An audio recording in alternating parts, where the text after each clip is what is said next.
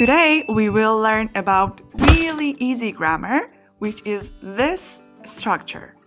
Noun plus 에서, noun plus 까지. Wow! This structure tells us the starting point and the destination.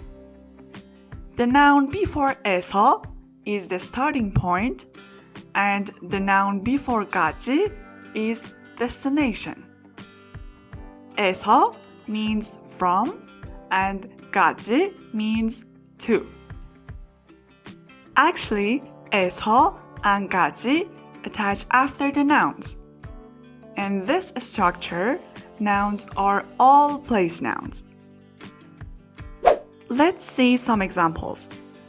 집에서 회사까지 30분 걸려요. It takes 30 minutes from my home to reach the company. 집 is our starting point and 에서 means from. 회사 is destination and 까지 means to. Okay, next one. 한국에서 중국까지 바로 갈 수 있어요.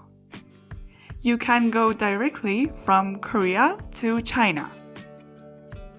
한국 is our starting point and 에서 means from.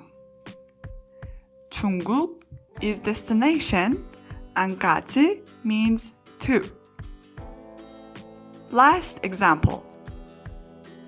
여기에서 부산역까지 어떻게 가요? How do you get from here to Busan station? 여기 is a starting point and 에서 means from.